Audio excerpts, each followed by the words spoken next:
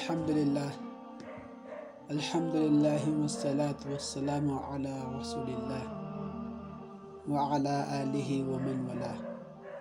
Wa ashhadu an la ilaha illallah wahdahu la sharika lah.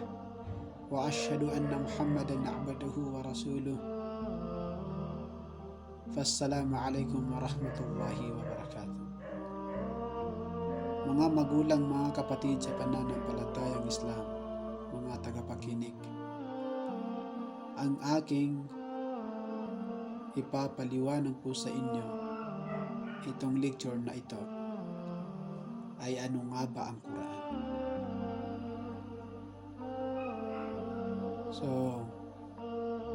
lagi natin na naririnig ang Quran, lalo na sa mga non-Muslim, sa mga baguhan ng mga Muslim, o di kaya sa mga dating Muslim. So, tayo po ay magsisimula na sa ngalan ng Allah, ang mapagpala, ang mahabagin. Ang salitang Quran ay nanggaling sa salitang Arabic na qara'a, na ang ibig sabihin ay pagbasa. Ang Quran ay nangangahulugan ng basahin, bigkasin, ipahayag o ipagbadya. Ang Quran bilang kanyang pangalan ay mahigit sa 50 beses na binabanggit ng Allah bilang pangalan ng aklat. Mabasa natin halimbawa sa Quran na ating babanggitin ngayon. Sinabi ng Allah subhanahu wa ta'ala, ba'da a'udhu billahi minash shaitanir rajim, afala yatadabbaruna al-Qur'ana walau kana min 'ayni ghayri Allahi lawajadu fihi ikhtilafan kathira. Sa malapit nitong kahulugan, sinabi ng Allah, hindi baga nila sinasaalang-alang ang Quran nang may pagpapahalaga kung ito'y nanggaling mula sa iba at hindi sa Allah. Katotohanan sila'y makatatagpo roon ng maraming pagkakaiba. At sinabi din niya sa banal na Quran, inna anzalnahu Qur'anan Arabiyyan la'allakum ta'qilun. Sa malapit nitong kahulugan, katotohanan, aming ipinahayag ang Quran sa Arabic upang ito'y inyong maunawaan at mapagkamit ng katarungan. Ang pamagat ng dakilang aklat na ito ay ginawad ng Allah, hindi ang mga Muslim, hindi ang mga taga-Saudi, hindi ang mga taga-Mindanao ang nagbigay ng pangalan na ito. Taliwas sa ibang pananampalataya, halimbawa ay ang Kristyanismo, ang pangalan ng kanilang banal na aklat ay ibinigay ng tao. Hindi kailanman mababasa sa Biblia na sinabi ng Panginoong Diyos o maging ni Moises at Jesus, sumakanila nawa ang kapayapaan. Ang aklat na ibinigay sa kanila ay tinatawag na Biblia. Ang salitang Biblia ay galing sa Griyegong salita na Biblos, na ang ibig sabihin ay aklat. Hindi ito tinatawag na gayon ng Diyos, kundi iginawad lamang ng tao. Sa Quran, lagi na ang Allah ang nagsasalita. Ito'y walang halo ng salita ni Propeta Muhammad, sumakanya na ang kapayapaan, ng kanyang mga kasamahan o ng isang mananalaysay. Ito'y nasa anyo ng patula o patalumpati, pasalaysay at tagubilin. Ito'y ipinahayag ng Allah sa wikang Arabic at ito lamang ang tanging aklat ng kapahayagan na nananatili sa kanyang orihinal na wika. Magpahanggang sa ngayon, ito ay wikang Arabic pa rin. Ang mga nangaunang aklat ay nawala na at nasusulat sa ibang wika na hindi mga wika ng mga nangaunang propeta. Dagdag pa rito, ang mga aklat na yaon ay nabawasan, nadagdagan at nahaluan na ng mga salita ng tao. Dahil ito, kinakailangan na magpadala muli ang Allah ng isang aklat, ang Quran, hindi upang baguhin ang mga pangunahing turo na ibinigay niya sa mga nangaunang propeta, kundi upang ibalik na muli ang mga nangawalang turo sa kanilang orihinal na kadalisayan. Ang tunay na Muslim po ay naniniwala sa Quran bilang huling kapahayagan ng Diyos para sa sangkatauhan. Ito ay ipinahayag kay Propeta Muhammad sumakanya nawa ang kapayapaan sa pamamagitan ni Anghel Gabriel. Dito ay ibinigay ng Allah ang kabuuan at kaganapan ng kanyang relihiyon. Ang Quran, mga kapatid, ang pinakadalisay na pahayag sa mga tao sa kawastuhan at katotohanan. Ang Quran ay hindi isinulat o inakda ng tao. Ang Allah ang may akda ng Quran. Ito rin ay kanyang iningatan sa habang panahon upang di mabahiran ng alinlamang at malagyan ng kamalian, madagdagan o mabawasan. Winika ng Allah subhanahu wa ta'ala sa banal na Quran. Ba'da a'udhu billahi minash shaitanir rajim. Dhalikal kitabu la rayba fihi hudan lil muttaqin. Sa malapit nitong kahulugan, ito ang aklat, ang Quran, na dito'y walang alinlangan, isang patnubay sa mga matutuwid. At sinabi din ng Allah subhanahu wa ta'ala, wa innahu latanzilu rabbil alamin. Sa malapit nitong kahulugan at katotohanan, ito ang Quran ay isang kapahayagan mula sa Panginoon ng lahat ng sandaigdigan. At sinabi din ng Allah subhanahu wa ta'ala, inna nahnu nazzalna dhikra wa inna lahu lahafidhun. Sa malapit nitong kahulugan, tunay ngang kami lamang ang nagpahayag sa kasulatan at katotohanan, kami ang tagapagpangalaga nito. At sinabi din ng Allah subhanahu wa ta'ala, وَتَمَّتْ كَلِمَةُ رَبِّكَ صِدْقًا وَعَدْلًا لَا مُبَدِّلَ لِكَلِمَاتِهِ وَهُوَ السَّمِيعُ الْعَلِيمُ. Sa pinakamalapit nitong kahulugan, at ang salita ng inyong Panginoon ay natupad sa katotohanan at katarungan.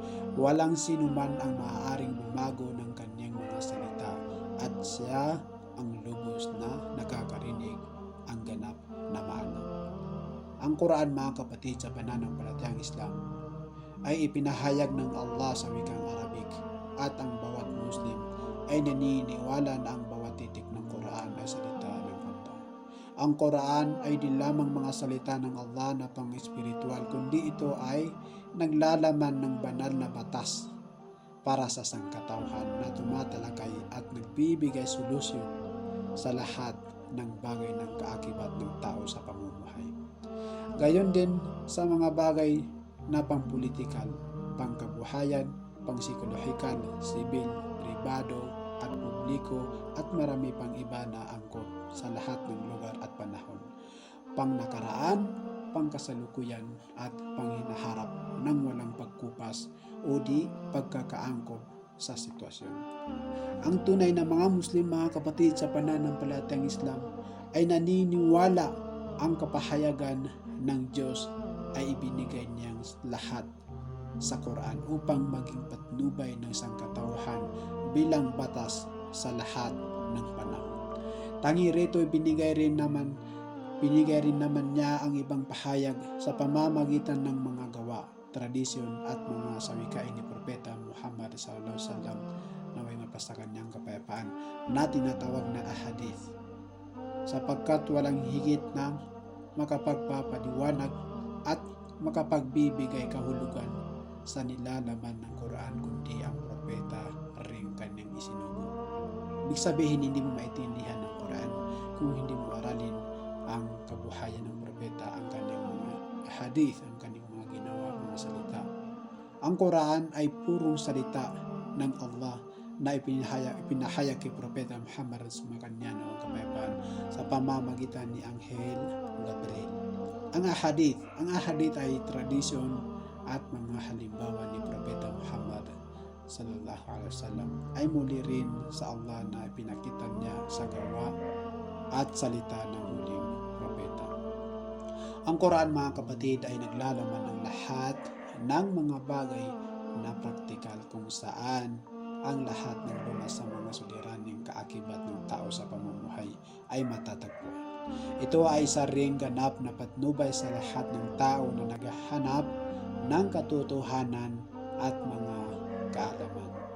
Dito ay pinatutunayan na rin ang di pagkilala sa kulay o lahi ng tao, kundi isang pagkakapatirang buklod-buklod.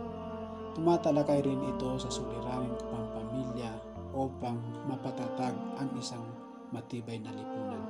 Ano pat ang isang matatag na pamilya ay naglalayong magbigay bunga sa isang malusog na lipunan. Sa ngayon mga kapatid, na lubhang nagiging suliranin ang kalahian, racism, kung saan ang mga tao ay napupuot sa kanyang kapwa at nagkakaroon ng di pagkakasundo.